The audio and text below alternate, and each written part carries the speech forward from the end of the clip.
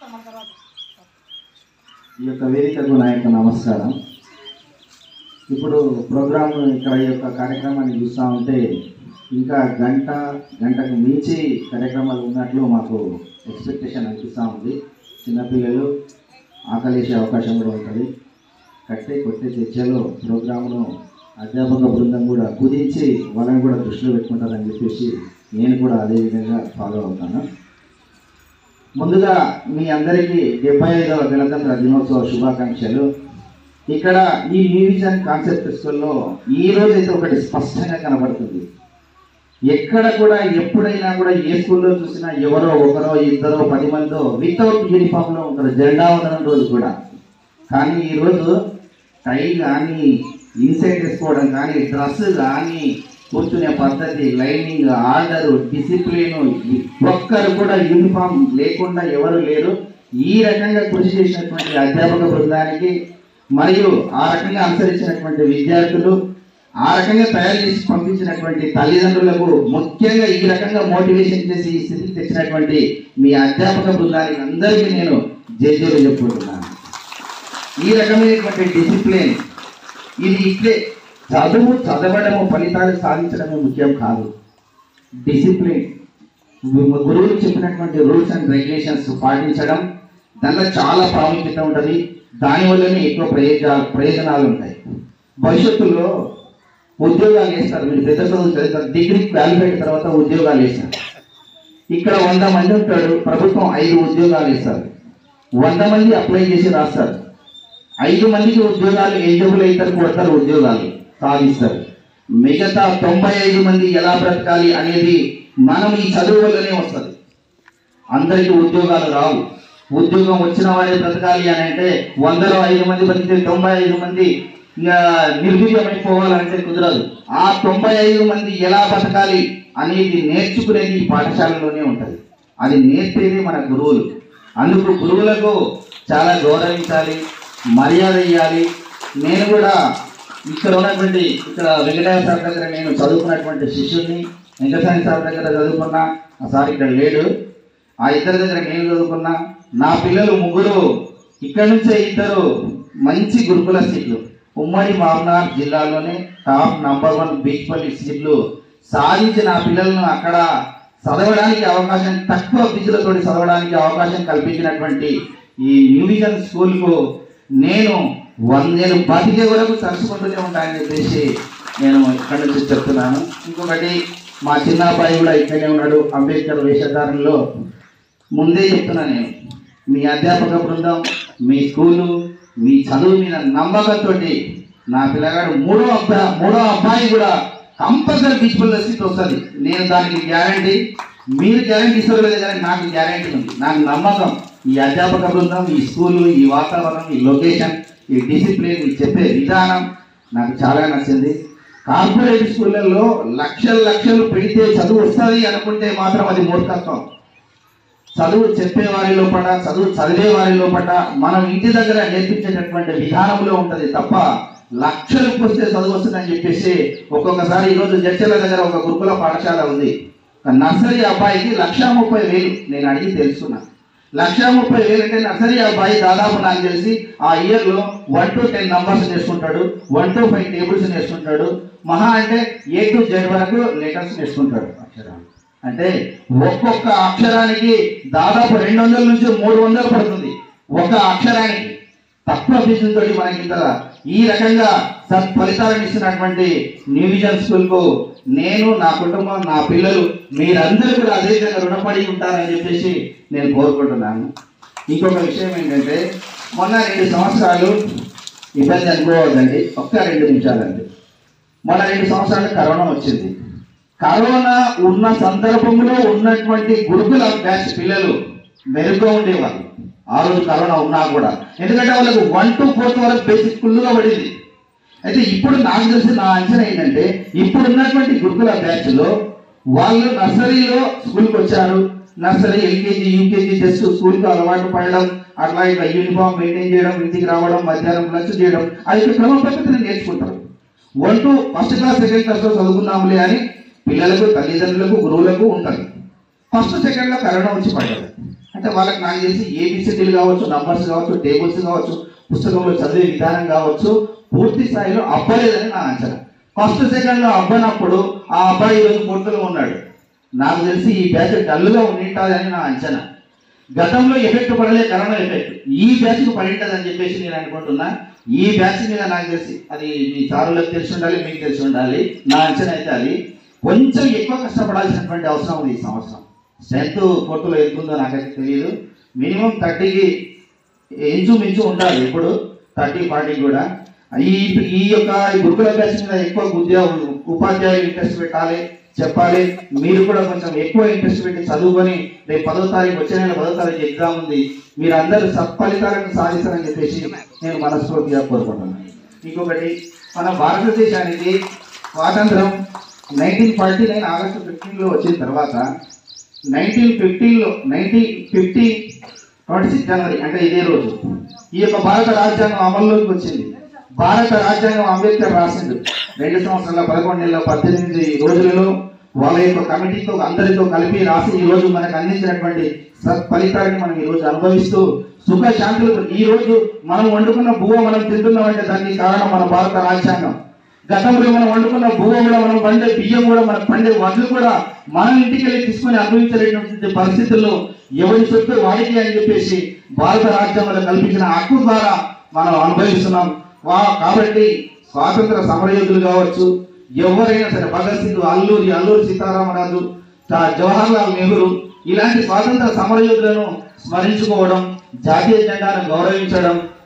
మీరు ఎక్కడ కూడా భవిష్యత్తులో ఎంత పెద్ద అయిన తర్వాత కూడా ఏదో బైక్ మీద పోతా ఉంటారు, బిజీలో ఉండి జెండా ఎగురుతా ఉంది, కంపల్సరీ అక్కడ బైక్ ఆపి సెల్యూట్ చేసి జనగణమన ఆలపించి మళ్ళీ ఇంత తర్వాత వెళ్ళండి. అది అందరూ గుర్తు పెట్టుకోండి, కంపల్సరీ పని చేయాల్సినటువంటి అవసరం. పండగ రోజు మటన్ తీసుకొని, చికెన్ తీసుకొని తినేదానికి కొద్దీ ఇందులో ఎక్కువ అనుభూతి కలుగుతుంది. జాతీయ పండుగ అందరి గురించి మీకుందా నాకు తెలిసి ఉంటుంది. ఈరోజు తెల్లవారుజామున 4 గంటలకు లేచి తల్లిదండ్రులను సతాయిస్తుంటారు. వేడి నీళ్ళు పెట్టు, డ్రస్సు నాది, ఇస్త్రీని, పూలు పెట్టుకోవాలి, ఇన్సెట్ వేయాలి, ఏడ్చి కూర్చి ఎప్పుడు పోవాలని అంటుంది. వాళ్ళు పడిపోయేటప్పుడు అక్కడ ఉండదు రెగ్యులర్గా. ఈ రోజు అంత ప్రాముఖ్యత ఉంటుంది, అంటే అంత ప్రాముఖ్యత అయినటువంటి రోజు ఇది. మీకు ఒకటి చిన్న సూచన ఏంటంటే, పిల్లలు చదువుకోవాలంటే ఫస్ట్ రేపు ఎగ్జామ్లో ఒక ప్రశ్న వస్తుంది, పాలు ఏ రంగులో ఉండును, పాలు ఏ రంగులో ఉండును అనేటటువంటి ప్రశ్నను నువ్వు చదవలేనప్పుడు దానికి జవాబు రాబట్టేటటువంటి స్థితి నీలో ఉండదు. ఫస్ట్ ప్రశ్నను చదవడం రావాలి, చదివిన తర్వాత ఆ ప్రశ్నను అర్థం చేసుకుని జవాబును రాబట్టేటటువంటి స్థితికి రావాలి. అంటే నీకు పుస్తకంలో ఉన్నది చదవడం, చూసి చదవడం రావాలి. First minimum 3rd class 4th class వరకు కంపల్సరీ చదవాలి. అది తెలుగు, అది హిందీ, అది ఇంగ్లీష్, ఏదన్నా ఉండదు. చూసి చదవడము, చూసి అక్కడ ఎట్లుందో ఇక్కడ తప్పు పోకుండా రాయడము, నోటికి నేర్చుకున్న దాని స్పెల్లింగ్ మిస్టేక్స్ లేకుండా రాయడం. ఈ 3 కంపల్సరీ ఎవరైతే చేస్తారో, పర్ఫెక్ట్ ఉంటారో వాళ్ళు కంపల్సరీ క్లాస్లో ముందు వస్తూనే ఉంటారు అనేది నా యొక్క దృఢ సంకల్పం. నేను నా పిల్లలకు ఇక్కడ ఉపాధ్యాయులు నేర్పించడమే కాకుండా నేను మా భార్య నేర్పించేది ఇది ఒక్కటే. నేను వాళ్ళకి ఏ లెసన్లు చెప్పని, ఏది చెప్పను. నేను ఆడ ఉన్నది చూసి కరెక్ట్ రాసిందా లేదా, ఆడ ఉన్నదాన్ని కరెక్ట్గా చదువుతున్నాడా లేదా, నోటికి వచ్చినటువంటి దాన్ని కరెక్ట్గా స్పెల్లింగ్ మిస్టేక్స్ లేకుండా ఎక్కడ ఫుల్ స్టాప్, ఎక్కడ కామా మెయింటైన్ చేసి రాయాలో అది రాస్తున్నాడా లేదా. ఇది ఎవరికైతే వరుసలో వాళ్ళ క్లాసులో ముందు వరుసలో ఉంటుంది, నేను గంట పరంగా చెప్తాయి. ఇది రానులు చివరి వరుసలో ఉంటారు, డౌట్ లేదు. కనుక మీరు ఒకటే ప్రశ్న చదివినప్పుడు నువ్వు జవాబు రాబట్టలేవు. ఫస్ట్ ప్రశ్న నాకు చదవడం వచ్చా, గురువులు కూడా ఈ పిల్లలకు ప్రశ్నలు చదవడం వచ్చా, చూసి పాఠం చదవడం వచ్చా, అది ఆల్రెడీ చేసింది కాబట్టి ఈ ఇండివిజువల్ స్కూల్లో ఈ రకమైనటువంటి ఫలితాలు వచ్చినాయి. ఇంకా అట్లాంటి దానికి ఇంకా బేసిక్ ఎక్కువ చేస్తారని చెప్పేసి నేను కోరుకుంటున్నాను. చదువు చాలా ముఖ్యం. కష్టపడి ఒళ్ళొచ్చి నీవు మూటలు వస్తే, అమాలి పని చేస్తే ఒక 500 రావచ్చు, 1000 రావచ్చు. చదువుకుంటే లక్షల్లో సంపాదించేటటువంటి తెలివితేటలు నీలో వస్తాయి. అందుకే చదవాలిరా ఇన్ని ఆటంకాలు వచ్చినా, చదువు లేకపోతే మన బ్రతుకు పెద్ద సున్నా. చదువు లేకపోతే నీ బ్రతుకు సున్నా. దానికి ఎవరో కారణం కాదు, నేనే కారణం. నా తమ్ముడు మా నాయన అప్పుడు నాకు కూడా పెట్టుబడి పెట్టి చదివి ఈరోజు గ్రూప్ 2 ఆఫీసర్ అయ్యాడు. ఆయనకంటే ముందున్నటువంటి నాకు పెట్టుబడి పెట్టలేక కాదు మా నాయన, నేను చదవలే. సగం చదువులు చదివి చిల్లర వేషాలు ఏడం వల్ల ఈరోజు ఓ చిన్నపాటి కండక్టర్ ఉద్యోగంలో చేరిన. ఇప్పుడు అవన్నీ నేను ఆ రకమైనటువంటి నష్టాలను అనుభవిస్తున్నా కాబట్టి నేను మీకు చెప్తున్నా. లేకుంటే నేను కూడా ఆ రోజుల్లో ఇంత అయితే కంపల్సరీ టీచర్ అయ్యేటటువంటి వాడిని. చదువుకోకపోవడం వల్లనే సగం చదవడం వల్లనే సగం ఫలితాలను అనుభవిస్తున్నాను. మీరు అలా కాకుండా చదువు మీద ఇంట్రెస్ట్ పెట్టండి. ఉపాధ్యాయులు కానీ విద్యార్థులు కానీ సక్రమైన పద్ధతిలో బోధన కానీ మీ యొక్క విద్యాభ్యాసం కానీ సరిగ్గా జరిగితేనే మీరు ప్రయోజకులు అవుతారు. ఒక చిన్న ఉదాహరణ, చదువు ఏ ఒక్కరి సొంతం కాదు, చదువు డబ్బులున్నోడి సొంతమే కాదు, చదువు అగ్రవర్ణాలు సొంతమే కాదు. ఒక చిన్న ఉదాహరణ చెప్తాను, చిన్న స్టోరీ, లేట్ అయింది ఏమనుకోకండి. అంబేద్కర్ చదువుకునేటటువంటి రోజుల్లో మహర్కులంలో పుట్టినాడని, ఒక అంటరాని వాడని, ఒక తక్కువ కులం వాడని, తక్కువ జాతి వాడని చెప్పేసి స్కూళ్ళలో కిటికీ బయట ఉంచడం, కిటికీల నుంచి పాఠాలు వినడం, వాళ్ళు ఆటలు ఆడుకుంటే ఆయన పక్కకు పెడితే ఒక బాల్ కొడితే ఆయన దగ్గరికి వస్తే ఆ బాల్ ఇట్లా తీసి అందించారు వాళ్ళకి, అంటే హెల్ప్ నేచారు, సహకరించండి. జస్ట్ ఆయన దగ్గరకు వచ్చిన బాల్ తీసి మళ్ళీ వాళ్ళకి ఇచ్చాడు. ఈ బాల్కు మైలాంటిది, ఈ యొక్క మనం మలినమైంది, ఈ బాల్ తోటి మనం ఆడకూడదు అని చెప్పేసి బాల్ను పడేస్తున్నటువంటి రోజులు, బాల్ అందించిన అంబేద్కర్ను కొట్టినటువంటి రోజులు. అట్లా ఉన్నప్పటికీ కూడా ఏది ఏమైనా కూడా ఆయన గ్రౌండ్కి వచ్చేవాడు, స్కూల్కి వచ్చేవాడు, ఎన్ని ఇబ్బందులను పెట్టినా కూడా బయటికి తోసేసినా కూడా ఎక్కడ నేను విరమించుకోలేదు, చదువుకోలేనటువంటి లక్ష్యం. నీళ్లు తాగని చెరువులో పోతే కుండ ముంచుకుంటే కూడా కుండను పగల కొట్టేసింది. ఎవరికి ఎదురు వస్తే కూడా వాడు ఎదురొచ్చిండు, అంబేద్కర్ ఎదురొచ్చిండు, మాకేం జరగదు, అంబేద్కర్ తల్లిదండ్రులు ఎదురొచ్చిండు, మాకు మంచి జరగదు అని వాళ్ళను దూరం పెట్టినటువంటి రోజులు. ఆ రోజుల్లో వాళ్ళ తోటి విద్యార్థులందరూ ఒక బాలాట ఆడుతున్నారు. ఆ బాల్ వాళ్ళు కొడతా ఉంటే అప్పటికి ఆ బాలాట ఆడకుండా ఇతన్ని పక్కకు పెట్టేశారు అంబేద్కర్. వింటున్నారా? ఒకసారి వింటున్నారా? మీరందరూ యాక్టివ్ ఉన్నారా లేదా ఒకసారి అర్థం. భారత్ మాతాకి గట్టి, అందరు భారత్ మాతాకి, అందరు యాక్టివ్ ఉన్నారు, కండక్ట్ చేశాం మంచిగా. అంబేద్కర్ పక్కకు పెట్టిండ్రు, అంటరాని వాడని చెప్పేసి వీళ్ళు బాలాట ఆడుతున్నారు. బాల్ కొడితే ఆ బాల్ పోయి ఒక మర్రి చెట్టుకు, ఒక పెద్ద తొర్ర ఉంటే ఆ తొర్రలో పడ్డది బాల్. ఆ బాలను తీయాలి ఆ పిల్లలు, వాళ్ళంతా మేమేసి పిల్లలే. ఎంత లోతు ఆ తొర్రలో చెయ్యి పెట్టినా కూడా బాలు అందడం లేదు. తొర్రలో అడుగు బాగానే ఉంది, చెయ్యి కంటే ఎక్కువ పడవుంది ఆ తొర్ర. అప్పుడు ఆ పిల్లలందరూ ఒక్కరొక్కరు ప్రయత్నం చేసిండ్రు. ఎవరు కూడా ఆ మర్రి తొర్రలో నుంచి బాలు తీయలేకపోయింది. అంబేద్కర్ పక్కలో కూర్చున్నాడు, ఆడనివ్వడం లేదు అతన్ని. ఆయన చూస్తున్నాడు, గమనిస్తున్నాడు, కోరిక ఉంది ఆడాలన్నది, వాళ్ళతో షేర్ చేసుకోవాలన్నది, పంచుకోవాలన్నది, కానీ పక్కకు పెట్టినటువంటి వైరం అంటరాని వాడని. అప్పుడు ఆయన చెప్పారు అంబేద్కర్, మీరు ఏమనుకోనంటే ఆ బాలను 1 నిమిషం వ్యవధిలోనే, 1-2 నిమిషాల వ్యవధిలోనే సునాయాసంగా నేను తీసిస్తాను మీకు అని చెప్పేసి అన్నాడు. ఆయన ముట్టుకోవడం ఇష్టం లేదు, కానీ వీళ్ళకి రిజల్ట్ కావాలి. సరే తీ, ఎట్లా చూద్దాం, ఎట్లా తీస్తావో చూద్దాం తీ అని చెప్పేసి అన్నాడు. ఎట్లా తీసిందో ఎవరైనా ఒకరు చెప్పగలరా? తెలిసి ఉంటుంది నాకు తెలిసి. ఎవరన్నా ఒకరు మీకు ఇది చెప్పి కూడా ఉండింటారు మీ స్కూల్లో. ఎవరన్నా ఒకరు చెప్తారా బాల్ ఎట్లా తీశాడు అంబేద్కర్? లేవు బాబు, చెప్పు.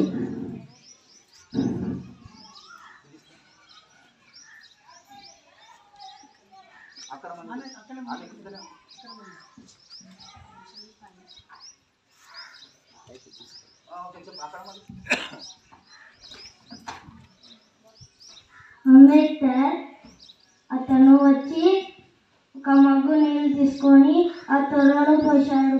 అది తేలుకుంటూ బుగ్గున పైకి వచ్చి తెలియదు. చెప్పాడే కానీ నేను ఇక్కడ ఆ స్టోరీ చెప్పడం నా కొడుకు, అది చెప్పడం నాకు అంత మంచిది. ఎందుకంటే నేను ఇంకా చెప్పినట్టు నా కొడుకు చెప్పొచ్చు, మీరు చెప్పితే నేను సంతోషించేవాడిని, చెప్పలేదు. టోటల్గా ఆ యొక్క మరితొరలో ఉన్నటువంటి బాలు ఒక సగం ప్యాకెట్ నీళ్లు పోసాడు, సగం పైకి లేచింది. ఇంకో సగం ప్యాకెట్ నీళ్ళు తెచ్చి దాంట్లో తొర్రలో పోసాడు. ఇంకో సగం బాలు నీళ్ళలో తేలుతుంది అనేది తెలుసు కదా మీకు. బాలు నీళ్ళు వేస్తే తేలుతుందా మునుగుతుందా? అలాగే ఆ బాలు బకెట్ నీళ్లు పోసే కొద్ది బాలు పైకి వచ్చింది. అప్పుడు కూడా అంబేద్కర్ ఏంటంటే ఈ బాల్ను నేను ముట్టుకొని ఇస్తే వీళ్ళు ఆడుకోరు, ఈ బాల్ను కూడా పడేస్తారని చెప్పేసి పైకి వచ్చిన తర్వాత బాల్ను తీసుకొని ఆడుకోండి అని చెప్పేసి పక్కకు వెళ్ళి కూర్చున్నటువంటి పోయిన ఎంత బాధ. మీకు పక్కకు అందరూ బాలాట ఆడుకుంటే మిమ్మల్ని పక్కకు పెడితే బాధ అనిపిస్తుంది అనిపించదా? ఈ చిన్న అప్పుడు కూడా బాల్ను ముట్టుకోలేదు, ముట్టుకుంటే ఆ బాల్ను పడేస్తారు, వాళ్ళు ఆడరు, మళ్ళీ ఈయన అంబేద్కర్ కొడతారు, తిట్టాడు, మలినమైందని.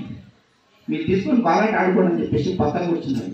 అటువంటి అంబేద్కర్ అతి పెద్ద గ్రంథమైనటువంటి భారత రాజ్యాంగాన్ని రాసి నిర్మించి అమలులోకి తెచ్చి వాటిని అనుసరిస్తున్నటువంటి రోజే ఈ రోజు. ఇదే మనం ఈరోజు భారత రాజ్యాంగం నిర్మాతగా అవతారం ఎత్తినటువంటి అంబేద్కర్ పుణ్యాన్ని ఆయన రాజ్యాంగం అమలులోకి వచ్చినటువంటి రోజునే 1950 జనవరి 26 నుంచి నేటికి 75 సంవత్సరాల నుంచి రిపబ్లిక్ డేగా గణతంత్ర దినోత్సవాలు జరుపుకుంటున్నాం. అందుకు ప్రతి ఒక్కరూ మన సంక్రాంతి, దసరా, దీపావళికి ప్రాముఖ్యత లేకుండా మన స్కూల్లో నిర్వహించబోయేటటువంటి ప్రతి జాతీయ పండుగను అందరూ గౌరవించండి, పెద్దలను గౌరవించండి, గురువులను గౌరవించండి, తల్లిదండ్రులను గౌరవించండి. ఇవన్నీ సద్గుణాలు అలవాటు చేసుకుంటే ఉద్యోగం రాకపోయినా కూడా మీరు బతకగలుగుతారు. ఉద్యోగస్తుల కంటే ఎక్కువ లక్షలు సంపాదిస్తారు, ముందు వరుసలో నిలబడతారు, 10 మందికి ఆదర్శప్రాయం అవుతారు. ఇది మాత్రం నేను గంటపదంగా చెప్తున్నాను. ఒకటి, ఆ రోజు స్వాతంత్ర సమరయోధులు అల్లూరి భగత్ వీరులు అనేకులు ఆశించిన భారత నిర్మాణంకై అశువులు సైతం అర్పిస్తాం. మనం ప్రాణాలు సైతం అర్పించాల్సినటువంటి అవసరం లేదు. నీవు మంచి చదువుకొని నీ గురువుల ద్వారా, నీ సహోద్యోగుల తర్వాత సహ విద్యార్థుల దగ్గర సమాజంలో మంచి నడవడి ఉండి ఒడవడి ఉండి నీకు, నీ కుటుంబానికి, నీ భార్యాపిల్లలకు, నీ తల్లిదండ్రులకు భూమ పెట్టేటటువంటి పరిస్థితిని నీవు అలవర్చుకుంటే చాలు.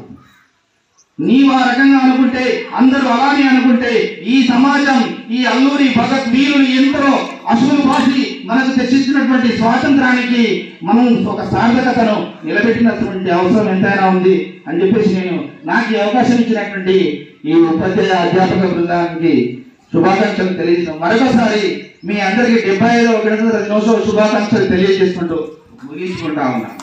భారత్ మాతాకి జై. గట్టిగా భారత్ మాతాకి జై. అల్లూరి సీతారామరాజుకి, భగత్ సింగ్ కి, చాచా నెహ్రూ కి జై.